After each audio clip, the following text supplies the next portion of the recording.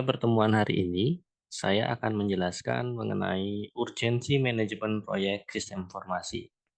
Masih di dalam pokok bahasan mata kuliah manajemen proyek sistem informasi. Hari ini, saya akan menjelaskan antara lain definisi dari proyek. Yang berikutnya, saya akan menjelaskan urgensi dari proyek. Yang berikutnya, urgensi manajemen proyek dan karakteristik proyek. Hari ini, seluruh pokok bahasan ini akan kita bahas tuntas di pertemuan ini. Baik, yang pertama, saya akan coba menjelaskan apa yang dimaksud dengan proyek. Apa yang membedakan proyek dengan kegiatan lain di dalam organisasi. Nah, di sini, menurut Scalable, Olson, dan Phillips, dalam bukunya, coba saya rangkum, proyek merupakan upaya sementara yang dilakukan untuk menciptakan produk, layanan, atau hasil lain yang sifatnya unik. Nah, jadi sebuah proyek ini upaya sementara, jadi bukan sebuah hal yang eh, dedicated. Jadi sifatnya proyek ini kemungkinan temporer, tapi bentuknya bukan produk, tapi kegiatan. Di sini yang disebutkan adalah upaya, bukan produknya. Apa itu upaya? Upaya ini sekelompok kegiatan yang dilakukan untuk menciptakan produk, layanan, atau hasil yang unik. Nah, di sini dijelaskan, unik adalah satu proyek dengan proyek yang lain memiliki tujuan yang berbeda. Boleh jadi dia berbeda dari sudut pandang prosesnya,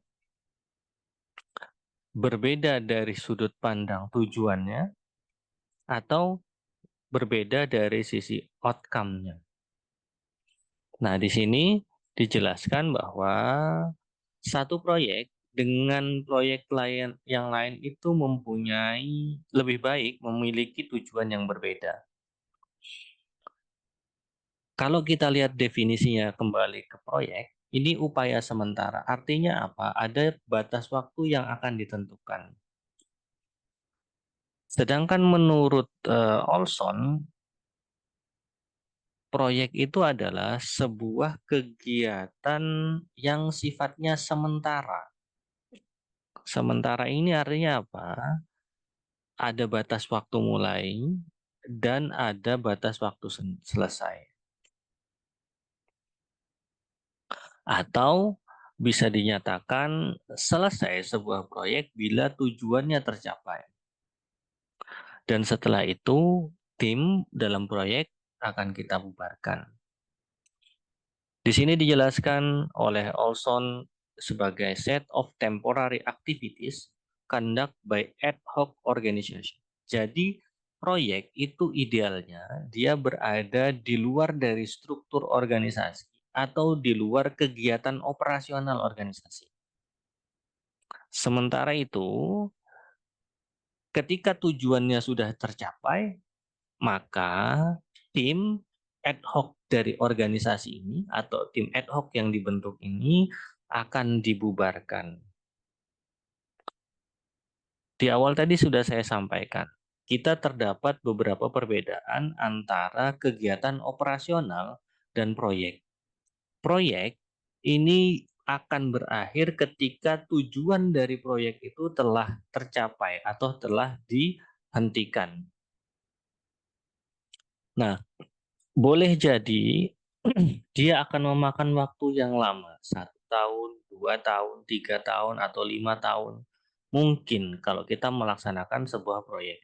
Yang pasti dia harus ada termin waktunya.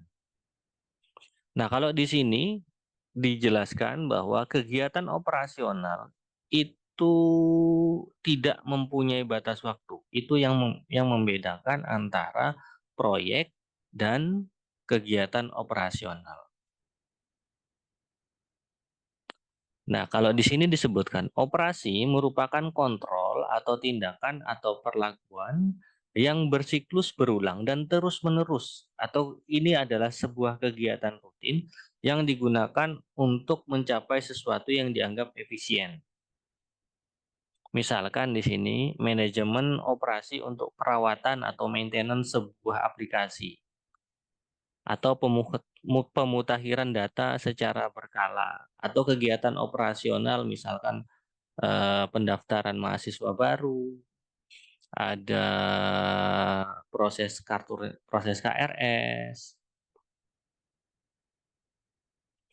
Nah, di sini kita sebut kegiatan-kegiatan ini operasional yang kegiatannya berulang dan terus-menerus atau kita laksanakan secara rutin untuk mencapai tujuan tertentu. Nah, apa bedanya misalkan saya mau membuat software dan kegiatan operasional? Olson ini juga menjelaskan bahwa awal pembuatan aplikasi adalah sebuah proyek. Namun ketika tujuannya sudah selesai dan proyeknya ini dianggap sudah ditutup, maka kegiatan perawatan, pemutakhiran aplikasinya ini adalah sebuah kegiatan operasional.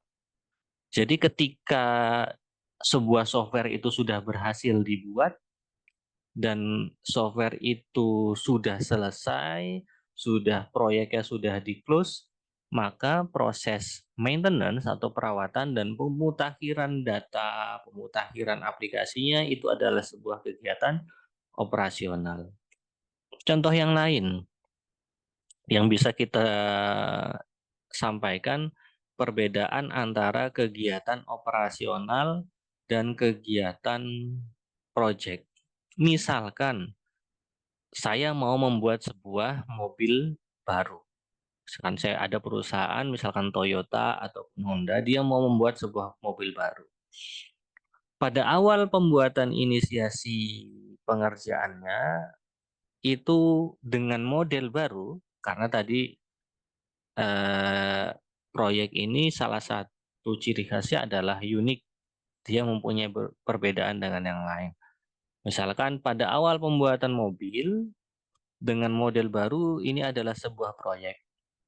Namun, nah, produksi massal dari proyek tersebut adalah sebuah kegiatan operasional. Jadi misalkan ada CRV model baru, ada apa namanya, eh, Baleno model baru, ada Jeep model baru, ada BMW model baru. Pembuatan model sampai pengujian mobilnya itu adalah kegiatan sebuah proyek. Kalau mobilnya sudah jadi dan sudah layak untuk diproduksi secara massal, maka proses produksi secara massal ini kita sebut dengan kegiatan operasional.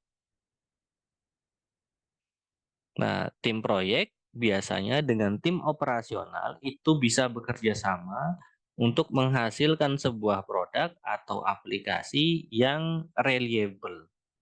Maka itu istilah yang eh, baik digunakan untuk kegiatan ini adalah DevOps atau developer atau development dan operasional. Nah, ini perbedaan antara proyek dan kegiatan operasional biasa. Kalau gitu apa yang bisa kita simpulkan dengan proyek? Skalanya kecil atau besar itu juga tidak tergantung kepada berapa biaya yang dikeluarkan, berapa orang yang terlibat. Di sini disebutkan dari Scalable Olson dan Phillips, mereka menyebutkan bahwa proyek bisa besar atau kecil dan melibatkan satu orang, ribuan orang, atau sebuah kegiatan yang bisa melibatkan multi organisasi. Misalkan ada proyek penyelenggaraan gimnastik. Nah, ini melibatkan ratusan orang, ribuan orang, melibatkan banyak fakultas, banyak universitas. Nah, itu juga bisa skalanya tergantung kondisi yang dibutuhkan untuk menyelenggarakan kegiatan atau membuat proyek tersebut.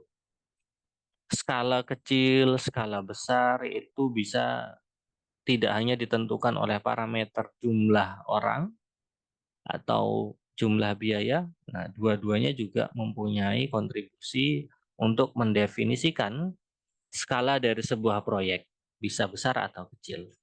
Yang berikutnya, proyek juga bisa dilakukan dalam beberapa hari, ada waktu yang bertahun-tahun untuk menyelesaikan. Jadi selain punya orang-orang yang terlibat di dalam pengerjaannya, proyek ini juga bisa melibatkan waktu yang pendek, waktu yang panjang untuk menyelesaikan. Dan proyek teknologi atau sistem informasi ini biasanya melibatkan banyak pihak, terutama di dalam organisasi. Selain melibatkan banyak pihak di dalam organisasi, biasanya pembuatan sistem informasi atau teknologi informasi ini melibatkan pengguna perangkat lunaknya atau biasanya berintegrasi dengan perangkat keras, perangkat lunak, dan jaringan untuk membuat produk, layanan, atau hasil yang lain. Misalkan Brawijaya pengen membuat sebuah sistem informasi pendataan jurnal terindeks Scopus. Nah, kita harus memikirkan, misalkan output dari eh, proyek ini adalah sebuah software. Tapi software ini yang jadi pertanyaan adalah kira-kira software ini akan diimplementasikan di perangkat yang mana di server misalnya. Artinya apa? Kalau kita hanya membuat software tanpa kita memikirkan perangkat kerasnya, itu juga tidak bisa sempurna. Perangkat lunaknya ada, perangkat kerasnya ada. Kondisi yang terjadi sekarang adalah kemudahan dalam mengakses sistemnya. Nah, kemudahan dalam mengakses sistemnya ini berkaitan dengan jaringan atau layanan yang bisa dimanfaatkan oleh pengguna untuk mengakses layanan yang baru dibuat atau layanan yang sudah dibuat. Nah, ini contoh-contoh yang bisa saya sampaikan. Nah, yang berikutnya, kenapa sih sebuah organisasi itu membutuhkan sebuah proyek? Nah, proyek seperti yang disampaikan di awal, ini merupakan upaya sementara yang bukan merupakan bagian dari operasional normal sehari-hari. Yang tujuannya kadang-kadang itu digunakan untuk mempermudah melakukan efisiensi dan efektivitas terhadap pekerjaan operasional sehari-hari. Kalau di sini dijelaskan, proyek merupakan pekerjaan yang perlu diselesaikan oleh organisasi. Tapi pekerjaan tersebut tidak selalu sesuai dengan fungsi-fungsi di dalam organisasi dan telah ditentukan dan sudah baku sebelumnya. Artinya apa? Kegiatan-kegiatan di dalam proyek ini biasanya tidak berelasi dengan pekerjaan yang dilakukan di organisasi atau sesuai dengan tujuan organisasi. Jadi sebuah proyek di dalam eh, pengembangan sistem informasi itu bisa tidak berhubungan dengan kegiatan operasional. Kalau misalkan kita mau menginisiasi sebuah proyek baru, atau bisa juga karena dia sifatnya unik dan berbeda dengan kegiatan yang lain, maka yang harus kita analisis adalah kegiatan-kegiatan operasional yang ada di dalam organisasi, mana dari kegiatan operasional tersebut yang sekiranya bisa kita perbaiki, bisa kita efisiensi dan efektifkan menggunakan sistem informasi atau pemanfaatan teknologi. Nah, proyek ini juga dapat dikelola oleh organisasi eksternal yang berusaha menyelesaikan proyek untuk organisasi atau entitas yang lain. Misalkan kita punya sebuah proyek tadi, pendataan jurnal ilmiah terindeks Scopus. Universitas Brawijaya mengadakan lelang terhadap untuk pembuatan software tersebut dan dimenangkan oleh perusahaan XYZ misal. Nah, tanggung jawabnya proyek ini akan dikelola oleh organisasi eksternal yang juga tugasnya salah satunya atau tugas yang lain adalah menyelesaikan proyek untuk organisasi atau untuk Universitas Brawijaya. Setelah itu proyek pada dasarnya adalah ekspresi inisiasi inovasi di luar kegiatan rutin dari organisasi supaya organisasi bisa mencapai aktivitas-aktivitas yang terukur. Misalkan di sini contohnya, sebuah perguruan tinggi memerlukan proyek pengembangan sistem informasi akademik untuk meningkatkan efisiensi pengelolaan akademik. Ini yang saya sampaikan tadi. Kegiatan-kegiatan di dalam proyek ini diharapkan bisa meningkatkan inovasi, bisa meningkatkan value di dalam organisasi. Misalkan yang lain, sebuah perusahaan perangkat lunak memerlukan proyek pengembangan ruangan helpdesk untuk meningkatkan mutu layanan kepada pelanggan. Ini juga bisa. Nah, ada beberapa pemicu kenapa kita perlu menginisiasi sebuah proyek.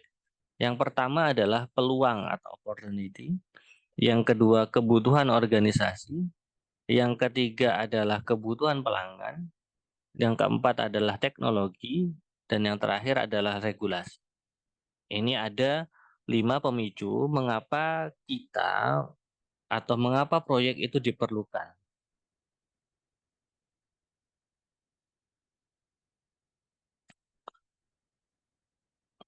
Coba kita bahas satu persatu. Yang pertama adalah peluang atau opportunity.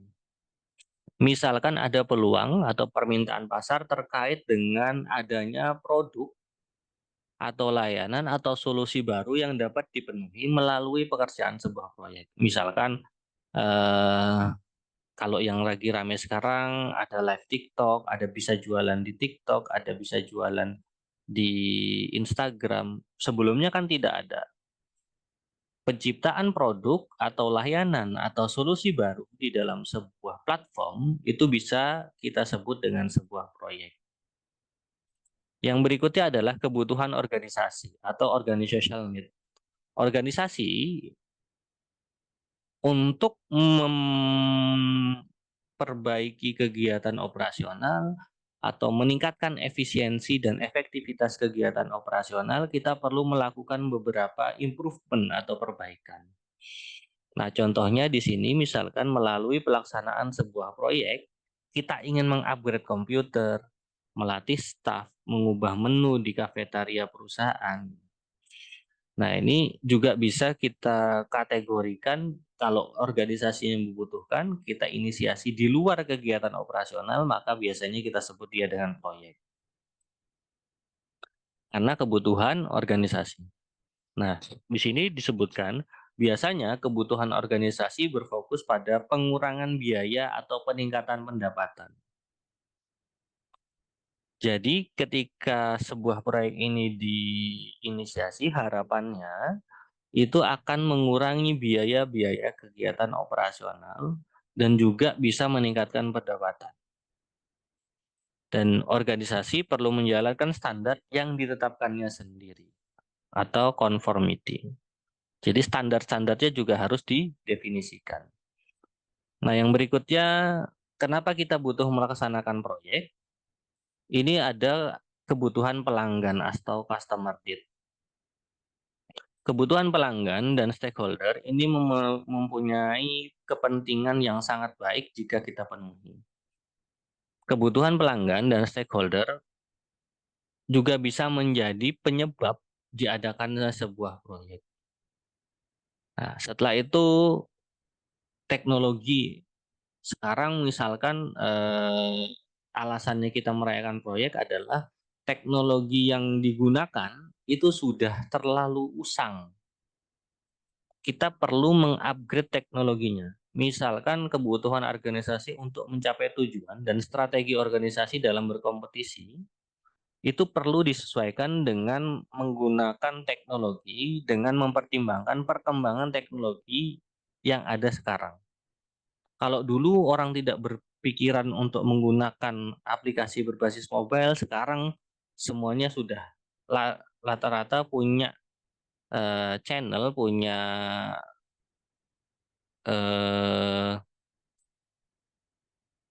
aplikasi juga yang berbasis atau menggunakan platform mobile. Yang berikutnya ada peraturan atau regulasi. Ada perubahan regulasi, ada regulasi baru. Nah, perubahan-perubahan regulasi atau adanya regulasi baru itu biasanya mengakibatkan eh, adanya penyesuaian terhadap cara kerja sebuah organisasi. Akhirnya, untuk memfasilitasi tersebut, maka kita buat sebuah proyek. Di sini contohnya, misal adanya kebijakan penerapan sistem pemerintahan berbasis elektronik atau SPB. Ini juga bisa mengakibatkan terjadinya sebuah proyek.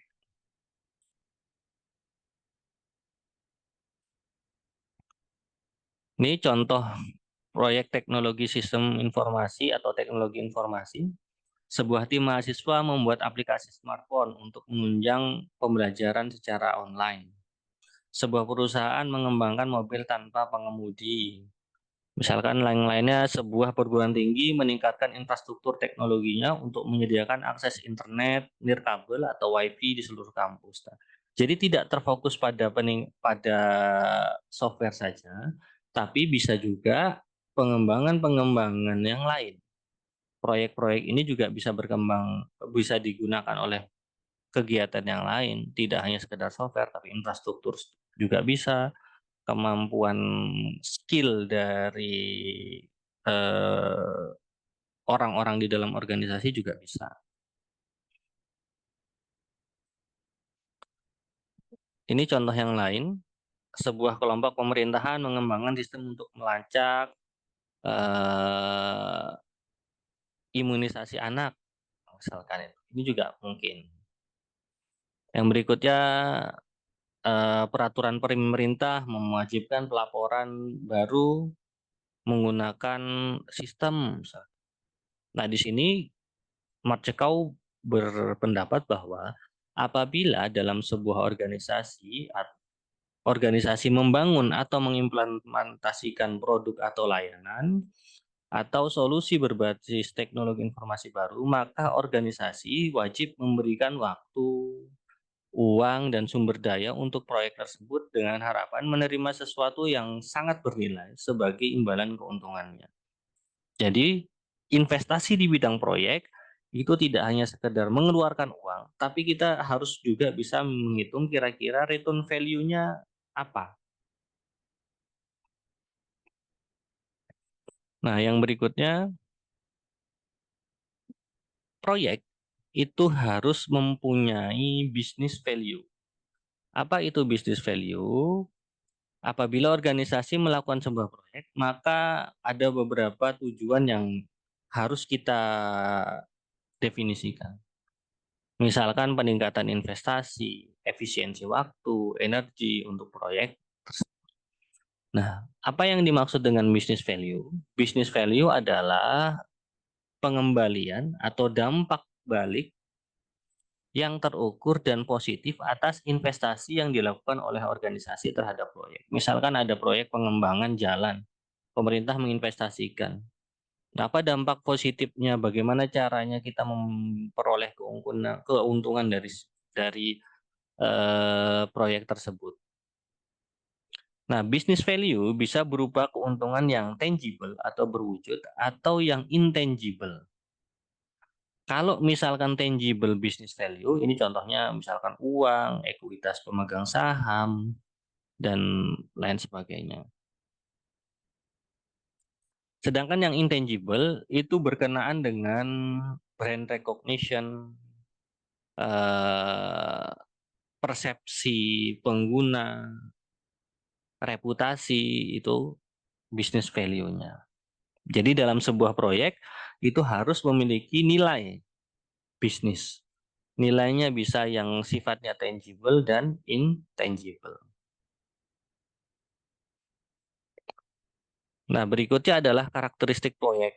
Sebuah proyek ini memiliki tujuan yang unik. Setiap proyek harus memiliki tujuan yang jelas. Sebuah proyek ini juga bersifat sementara dan sebuah proyek dikembangkan menggunakan elaboratif progresif. Artinya apa? Proyek ini didefinisikan secara umum atau secara luas ketika dimulai dan semakin lama atau seiring berjalannya waktu, maka proyek ini akan menjadi lebih spesifik dan menjadi lebih fokus. Nah, karakteristik sebuah proyek, proyek juga membutuhkan sumber daya, bisa sumber daya manusia atau aset dan lain sebagainya. Sebuah proyek juga harus memiliki pelanggan utama atau sponsor atau penyandang dana. Jangan sampai proyek ini tidak punya pelanggan, tidak punya sponsor. Walaupun misalkan di dalam organisasi itu sendiri. Misalkan di dalam Brawijaya ada proyek eh, pembuatan taman. Dananya diambilkan dari eh, internal. Artinya apa? Universitas Brawijaya itu menjadi pelanggan dan juga sponsor. Karakteristik proyek yang berikutnya adalah sebuah proyek itu mempunyai potensi memiliki unsur ketidakpastian. Bisa sukses, bisa gagal, bisa untung, bisa tidak. Mungkin terjadi kenaikan biaya proyeknya, mungkin terjadi penurunan biaya proyeknya, itu juga karakteristik dari sebuah proyek. Nah, di sini dijelaskan analogi karakteristik elaboratif progresif. Di sini dijelaskan elaborasi progresif itu semakin terus dikerjakan tahapan-tahapannya, maka dia akan semakin spesifik. Ini tadi yang saya sampaikan di awal itu, misalkan saya punya konsep rumah baru. Nah, habis itu lokasinya di mana, strukturnya bagaimana dan sebagainya. Ya, di sini manajer proyek dan tim proyek memulai dengan konsep proyek yang luas terlebih dahulu. Kemudian seiring berjalannya waktu, konsep yang luas tersebut disempurnakan secara detail melalui studi, diskusi, sehingga skopnya bisa lebih terarah, bisa lebih sempurna.